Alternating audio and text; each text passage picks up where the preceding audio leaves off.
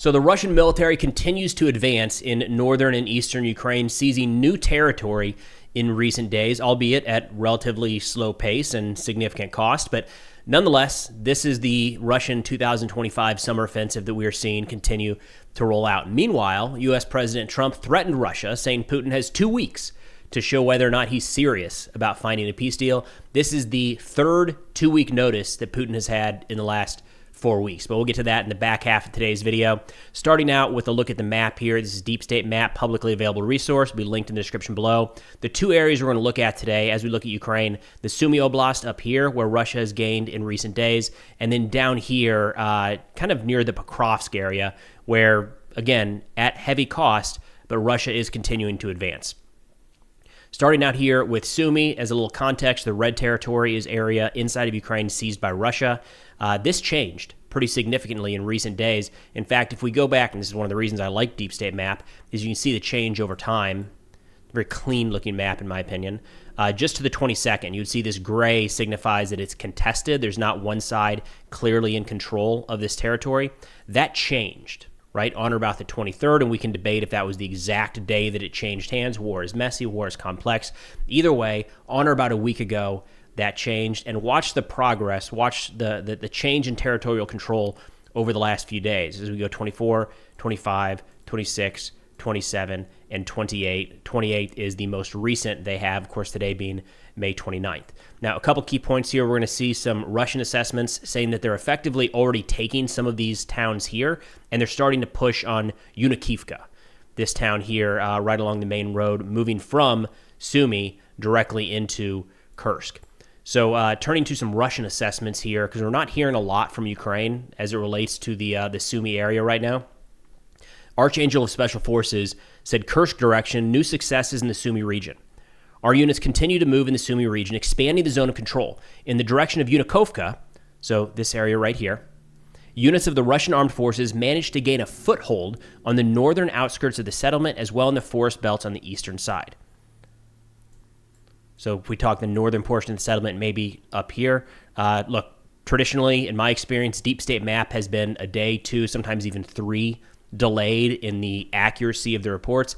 I like the map, not because of that. I wish it was real time, up to the minute. I think it's a much cleaner, simpler map to look at. And again, this changing of the dates up here is hard to beat, and we're going to use that again later in today's video. But just know, as of this reporting, Russian forces are reporting that they are on the outskirts of Unikivka actively fighting. We're going to hear that in a couple other areas here as well. Archangel of Special Forces say the advance is complicated by the use of Ukrainian artillery, as well as the use of Vampire-type UAVs, the heavy UAVs. Our troops responded with FAB strikes on their strongholds and intensive attacks by FPV drones. He says, thanks to such large fire damage, our light motorized groups made a dash to enemy positions and captured enemy strongholds. That's likely what we saw play out here in recent days. When you see the significant advance, we didn't see large Russian armored columns. What probably happened was there was a minimal Ukrainian presence throughout this area in a handful of key strongholds. Russia had been hammering those with long-range munitions for quite a while. Eventually, they whittled them down to the point where the Russian forces could pretty quickly advance and move through and seize some of that territory and move their strong points up to some of these forward locations. The Russian source here as well says a little further west, the liberation of Belvody, right here. So Russia's saying they've now taken this town, and it appears to be updated on Deep State Map as well.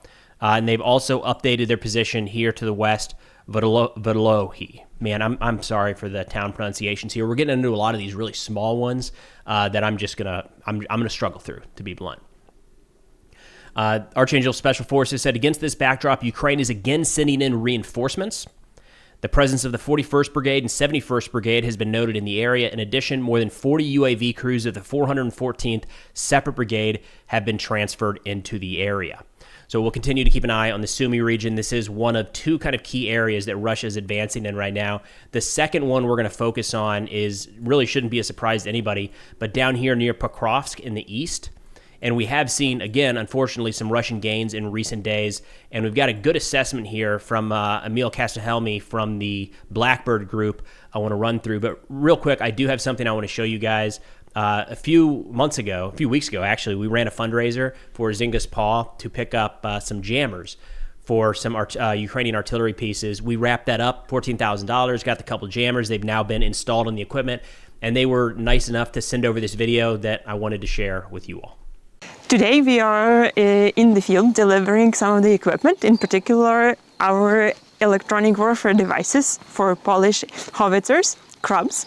And I would like to say thanks to one of the people who donated and started their own fundraisers. It's Preston Stewart. Thank you for sharing the fundraising through your blog. Thanks to you, we got the jammers right on the Krab. This is one of your jammers, and we have another one, but we unfortunately cannot access the location now. Thank you very much for your international support and for mobilizing a lot of people from the USA and other countries. The equipment is working in the field and protecting our artillery from enemy FPV drones. Thank you, Preston. Thank you, Preston. Hey, so those guys, they're talking to you all. It's all of you that donated. I can't put into words how incredibly honored I am to kind of serve as this middleman to present that opportunity to protect lives, right? These are drone jammers that are stopping Russian FPV drones. They're keeping those crews alive so they can go home to their family members. It is such an incredible honor to be able to serve as that intermediary to where people interested in contributing can come through this channel and through that fundraiser to a great organization like Zynga's Paw. I'm going to try to do something again with them in the future. They were really great to work with. But if you missed that one, don't worry. We did just start up a new fundraiser yesterday. Actually, this one through Ukraine Aid Operations. We're providing UGVs, unmanned ground vehicles, for providing logistics to the front and evacuating casualties from the front, as well as some recon drones and power generation for the Ukrainian 3rd Assault Brigade and the 13th Hartia Brigade. If interested and able, the link to that fundraiser is in the description below. But with that, let's get back to the battlefield updates here. Again, I want to turn to the southern portion of Ukraine, in and around Pokrovsk area. This is an assessment just put together by Emil Kastehelmi of the Blackbird Group. I'm going to link his entire assessment in the description below. He's worth following over on X. Does some really good work there. But I'm going to run through his piece by piece here because I think it's a very detailed assessment of what we're seeing in what is arguably the most important sector of the front right now. So to back out a little bit, this is an area that in eastern Ukraine that Russia has been pushing on for quite a while. And the risk here is if you look at some of the territory in eastern Ukraine, as this road has already been severed, it becomes even more challenging to resupply some of these forces in the east. And you can see how as these roads, Konstantinovka, Pokrovsk, maybe even Kramatorsk and Sloviansk, start to get pushed in on, it could run the risk of larger sections of the front collapsing.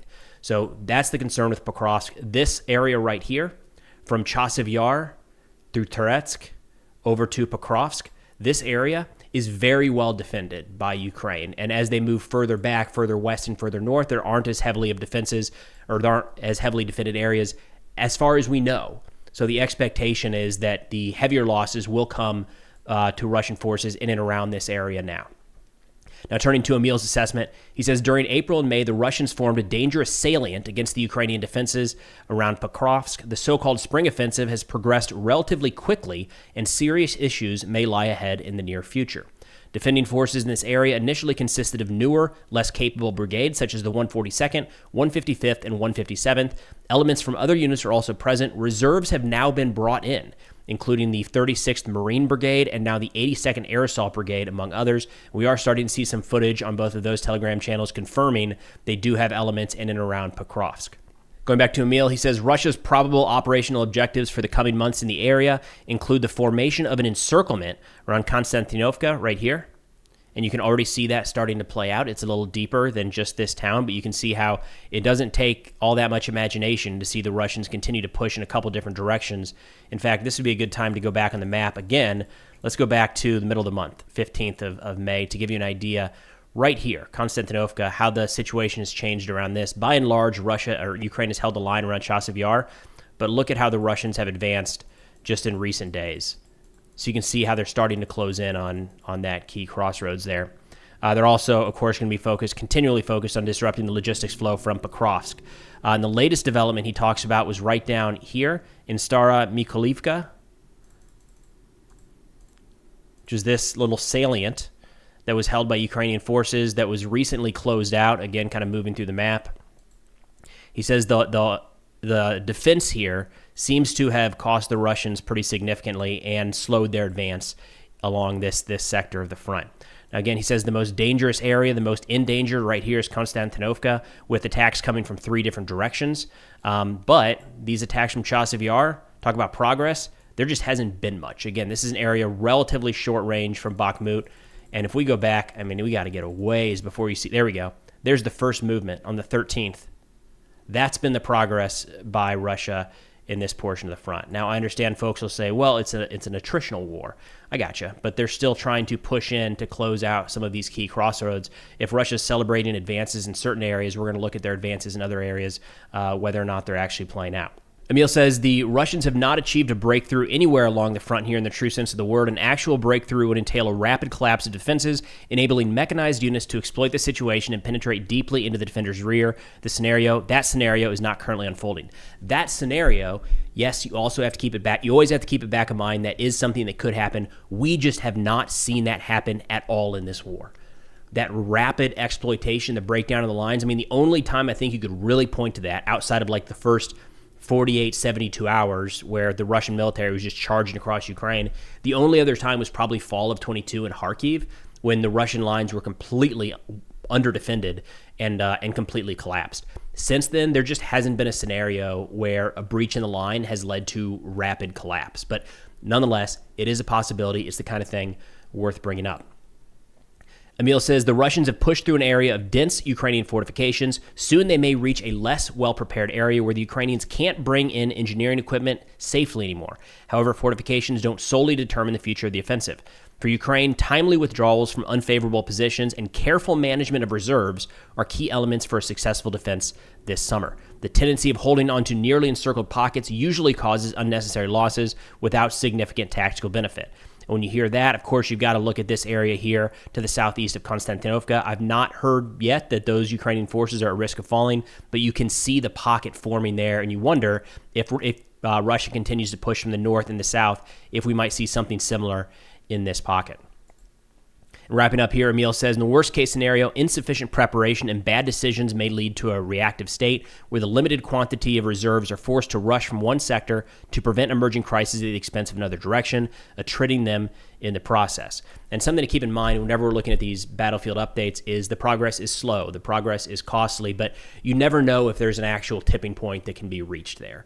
That exists. It is there. There is a time and a place and a situation where Ukraine does not have the necessary manpower and equipment to stop the continued advance all along the front in the same capacity. We don't know where that line is. So it's going to be worth keeping an eye on this summer offensive and seeing where and how Ukraine is able to effectively attrit the Russian forces. Now, a part of this is kind of lining up with the ongoing ceasefire negotiations that are or aren't happening, depending on what day you check into it. We actually had some interesting statements from President Trump yesterday, or the same statement from President Trump yesterday. Unfortunately, he gave Russian President Vladimir Putin 2 weeks. He said, we'll know in 2 weeks if Putin is actually serious about peace. Let's give this clip a listen. On Russia, Mr. President, do you believe the Russians are being disrespectful when they say that your criticisms of Putin are simply an emotional response? And do you still believe that Putin actually wants to end the war? I can't tell you that, but I'll let you know in about 2 weeks. Within 2 weeks, we're going to find out very soon. We're going to find out whether or not he's tapping us along or not. And if he is, we'll respond a little bit differently, but it'll take about a week and a half, 2 weeks. We have Mr. Witkoff is here, who's doing a phenomenal job, is dealing with them very strongly right now. They seem to want to do something, but until the document is signed, I can't tell you. Nobody can. President Zelensky, I can say this. I can say this, that I'm very disappointed at what happened a couple of nights now where people were killed in the middle of what you would call a negotiation. I'm very disappointed by that. Very, very disappointed. Yeah, please. Now, the reason that we kind of roll our eyes at that is because he has threatened 2 weeks. For some reason, he's using that term, 2 weeks, 3 different times now. We heard it on April 27th, we heard it on May 19th, and now we have it on May 28th. So 3 times in the last 4 weeks, hearing that Putin and Russia only... In fact, here's a little clip to show you. I pulled this from the team over at St. Javelin. We'll just listen to President Trump say it. You trust President Putin? You know, in about 2 weeks. Is Ukraine doing enough to get this? I'd rather tell you in about 2 weeks from now. Keep saying 2 weeks. about President Putin. What is 2 weeks? Give us, what is the actual date? What is the timeline? 2 weeks or less, and if it's a little more at the time, I say, but, you know, they're losing a lot of people. So I don't know. I mean, I get the pushback is going to be it's just a number. He just says numbers, just like he said, I'm going to end the war in 24 hours. But why keep coming back to the same thing? And if that number doesn't matter, why do we keep using it? I'm not the only one noticing that. Some Russian accounts are pushing back on this as well. We're starting to see some disrespect, maybe is the right way to put it, mocking of President Trump from Russian channels that really hasn't been there yet in this administration. But Alexander Kotz earlier today, Mill blogger, Russian war correspondent, said, quote, Trump's mood changes are like that of a pregnant woman, and his statements are already beginning to be perceived as something like background noise. And what will Trump threaten when his sanctions don't work? Declare war? Or he indirectly roots for our people, time after time shifting the deadlines to the right and giving the Russian army the opportunity to liberate as many lands of the former Ukraine as possible? And there's a lot to take away there. First off, again, this is a Mill blogger. It's a war reporter. It's somebody paying close attention to the conflict. He does not speak for the entire Russian country. He does not speak for Vladimir Putin. Of course, I need to say that. Nonetheless, the idea that amongst anyone in Russia, Trump's words are starting to sound like background noise and they're just not paying a whole lot of attention, that's an issue. That's a problem, no matter where we stand on any issue. We do like here in the United States that our leaders have the power to have their words mean something when they say anything around the world. The other big piece here is that Kotz is acknowledging that Trump continuing to kind of drag his feet and play this out 2 weeks after 2 weeks after 2 weeks is directly advantageous to the Russian military. Because of these delays, because of the dragging the feet that Trump says we're still waiting to see if that's actually what Putin is doing, Kotz says, yeah, that is allowing us to take more territory day by day. So just something to keep back in mind. But that's all I got for now. Again, if interested in this ongoing fundraiser we've got for UGVs, drones, and power generation, check out the link in the description below. But thanks for watching, and I'll see y'all next time.